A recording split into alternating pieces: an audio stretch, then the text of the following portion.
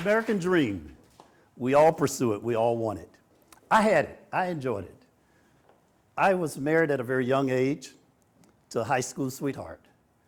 We enjoyed our lives together for a little while, and then we brought my first son into the picture, and that was wonderful. Now I'm looking at my legacy. A few years later, we brought a second son into the picture, and everything was wonderful. We enjoyed each other, we enjoyed travel, we enjoyed everything you could possibly imagine. But then all of a sudden, one day, divorce came up. And as sad as that may be, it happens. The American dream. I was left with my two sons. We went on to enjoy what we could together. They took care of me, I took care of them. They looked out for me, I looked out for them. I wasn't in a hurry to engage into another relationship because this relationship left me scarred and hurt, painful. And so after a few years, I met a very beautiful, lovely lady, someone that got my eye and I couldn't let it go. And over time, we both agreed to take this relationship slow because we didn't want the pain and the frustrations of rushing and missing something. But sooner or later, it was very comfortable. And we enjoyed each other's company, and we were married. And everything was fine.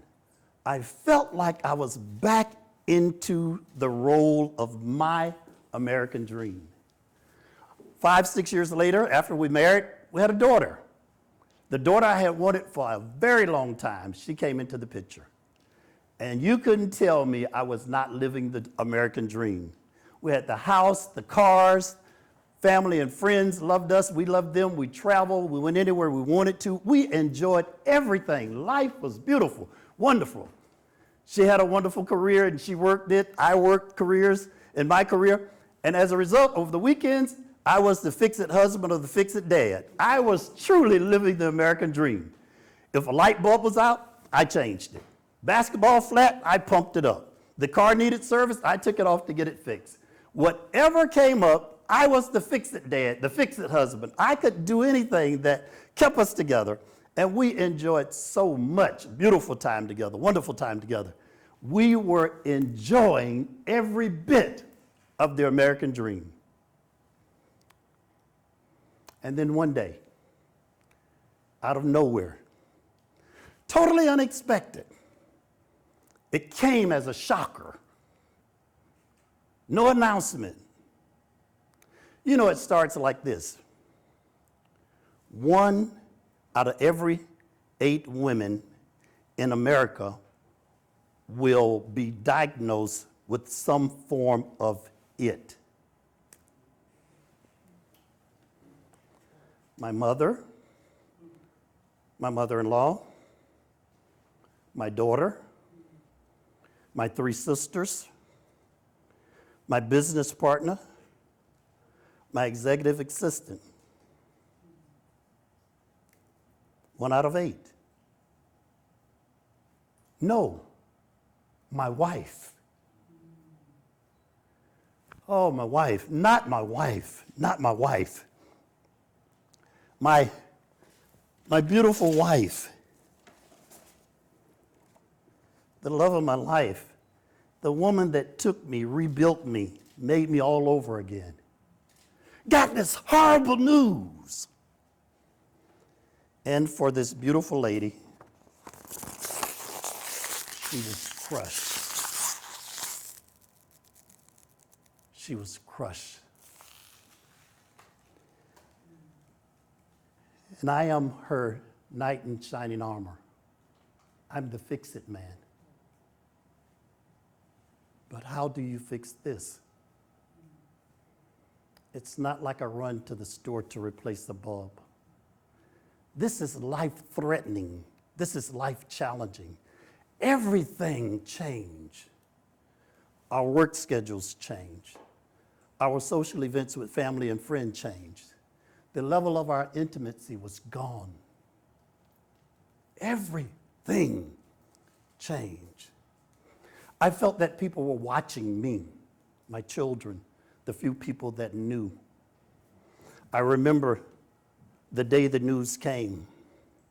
We got home that evening, did the routine stuff, said our prayers like Good American Dream teaches us to do. We got in bed, and she whispered to me, "Why me?" I had no answer. The fix-it man had no answer. She said, "What treatment do I choose?" And again, my silence was very loud. Who do I tell? Where do I find support? I said, "Honey, don't worry. I'm going to be here. We will get through this." I don't want people looking at me funny. She slipped off to sleep. I got up. I went out for a glass of water.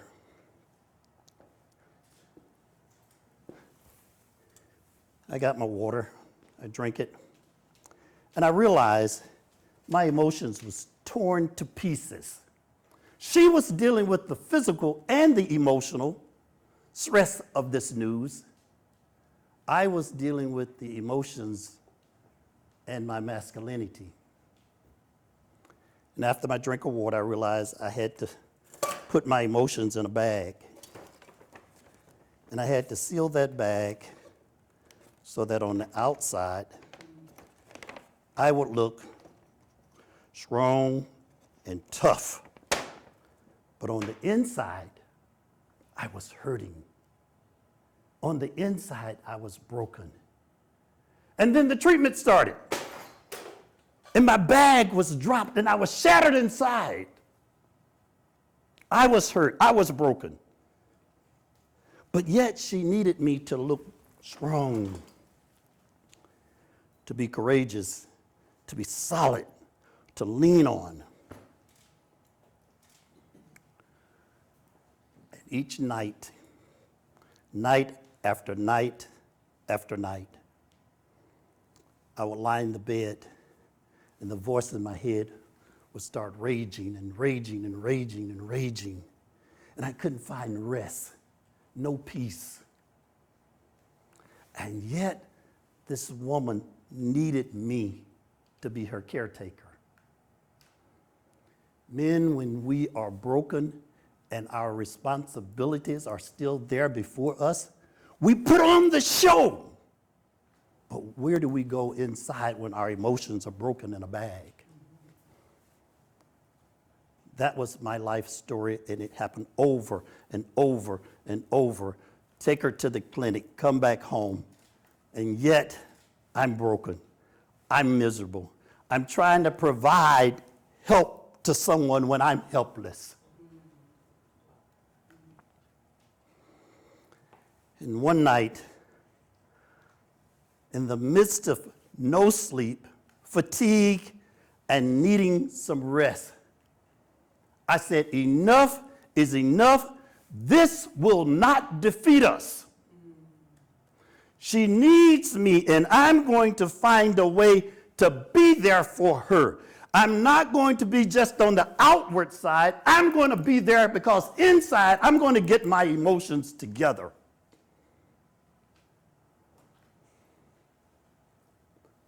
I needed to fix me so that I could support her.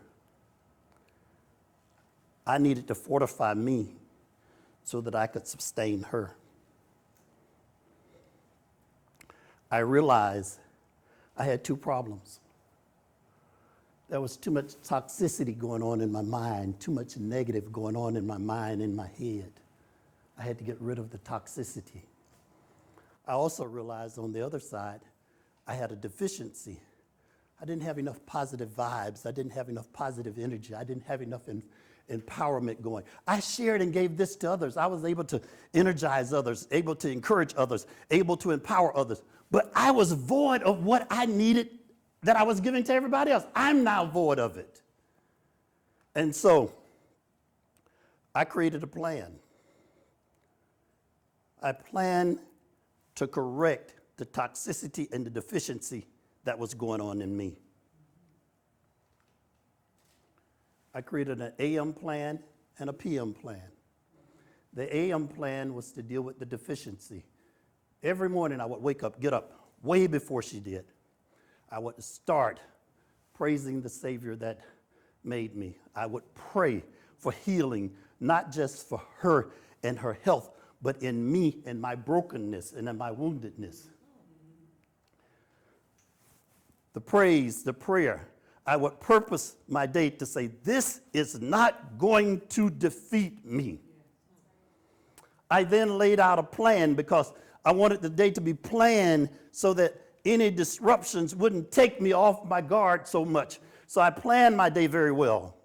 And then I programmed myself with positive affirmations, with declarations, with intentions, with visualizations, because I needed to get rid of the deficiency. I needed to be energized. I needed to be there for her, not just the shell, but inside. And I also realized every evening at bedtime, whatever the day brought to me, I had to get rid of it in order for me to get a good night's sleep.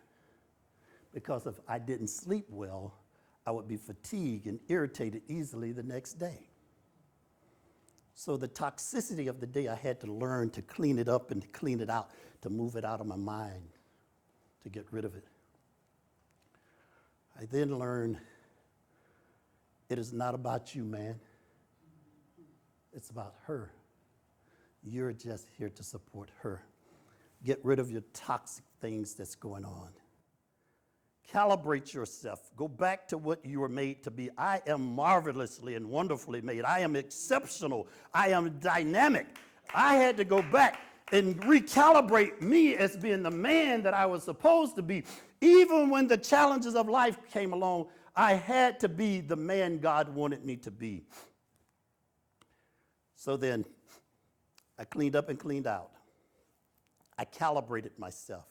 I crystallized my evenings with other affirmations, declarations, intentions, and visualizations. These were different from the AM because now I'm trying to relax and ease myself for a good night's rest. And so in the morning, I had these energetic affirmations, these energetic and powerful declarations. In the evening, I had to get something calming and relaxing to free my mind so it could settle down. And I did.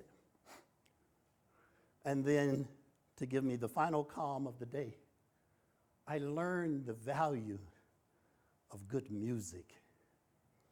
I learned the value of sounds of frequency. I took them in, and I found out I got a wonderful night rest. I slept like a baby. When we get the inside going right, we can be the outside that our loved ones need us to be when we're caretakers for them. I then learned one thing. I am going to live walking by faith, and fear will have no dictation on my life. I also realize that in a journey like this, you have small steps that you gradually take day by day. But you have to learn how to celebrate every small victory. And I'll tell you today, the battle is still raging. The war is still going on. She is still having challenges. But I see the victory in sight. We're living every day from sickness to success. Thank you.